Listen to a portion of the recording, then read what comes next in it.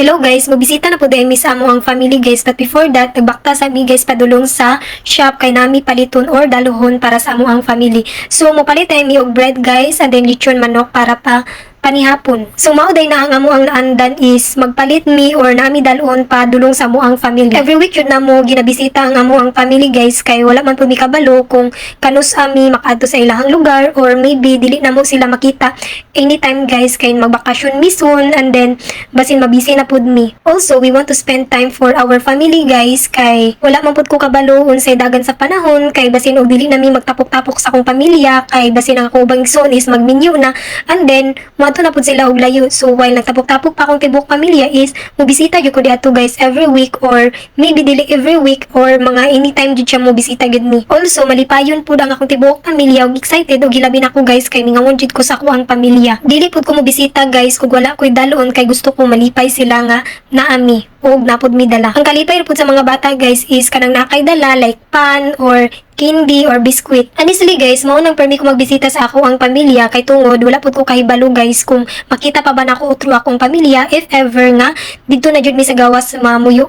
And also, kung mapuyo na mi sa gawas nasod or sa country sa akong husband is once in a year na lang jud ko makauli. Mao nang akong gihatag akong time guys bisan dili ko everyday nagaadto diadto. So 2 times in a week or once in a week ko makaadto sa amo ang balay para makita na ko ako ang pamilya. Sa tinuod lang guys, wala jud ta kabalo sa dagan sa panahon guys kay basin og magminyo na ko ang igsuon or akong mga igsuon din dili namin na magkita-kita and then ang ako ang parents is dili gid sila mag forever diri sa kalibutan. So kailangan jud nga kailangan ta mag-spend og time sa ato ang pamilya dili kay abi kay magminyo na ta wala na tay time sa ato ang pamilya or sa ato ang parents. Kay wala jud ta kabalo sa panahon kung mo stay pa ba sila ani nga year or next year or wala ta kabalo kay ang Ginoo rin nakabalo kung kanus at takwaon niya. Also dili pud sa tanang panahon guys nga ang ako ang igsuon na adi ara sa balay kay wala pud ko kabalo nga basin in the future magkawatak-watak na may kay tungod kailangan na nila mahanap ang ilapong kaugalingong future or life of living na jud. That is why habang napa ko diari sa duol sa muang balay,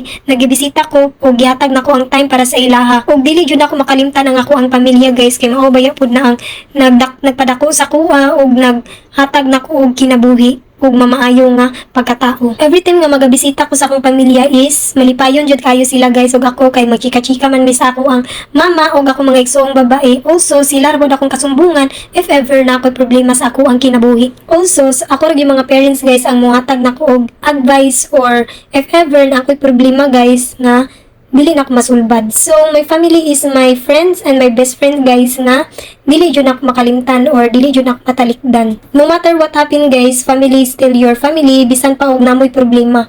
Bisan pa og anay mo di ara ang kinahanglanon ra gyud is magpasaylo sa usag-usa kay no matter what happen, your family is still your family. Ano siya gingon guys is love your family. Malipayon pud kayo ko guys kay nga ako ang bana is very supportive pud kayo siya o ginatuman niya akong gusto nga mobisita sa akong pamilya o close pud kayo siya sa akong pamilya kay tungod makisama gyud siya sa akong pamilya. So mao gyud ang pinaka-importante sa partner guys is kana pong family oriented kay kung dili pud siya family oriented guys is ang inyo ra pong awayan is about ra gyapon sa imong pamilya kay dili man siya gusto nga mobisita ka sa imong pamilya kay dili gyud tanan foreigner guys is mo uban jud sa imuha sa pamilya. Bisan og dili kayo siya kasapot og Bisaya guys ug akong papa pod mura ra silang nag-sign language duha, malipayon siya nga makita ko nga happy ko nga nagatubang sa ako ang pamilya. And then ginapasagdahan ra pud ko niya nga magchika-chika mi sa akong pamilya while siya di ara naglingkod-lingkod lang siya. So after na mo bisita guys is pangutanon jud ko sa akong bana kung na-happy ba daw kay ko nga nabisita akong family ug istorya mi kay kabalo man siya nga need kayo na akong pamilya or na ako ka-istorya sa ako ang life experience ug hilabi na kung say na nga hitabo na mo diari. So malipayon jud siya guys nga malipayon pud ko. So every time nga sad ko guys kabalo na siya guys kung say angay niyang buhaton is dalhon ko niya sa akong pamilya para pud daw malipay ko. So ingon na ka-supportive ang ako ang bana guys kung asa ko malipay dito pad siya.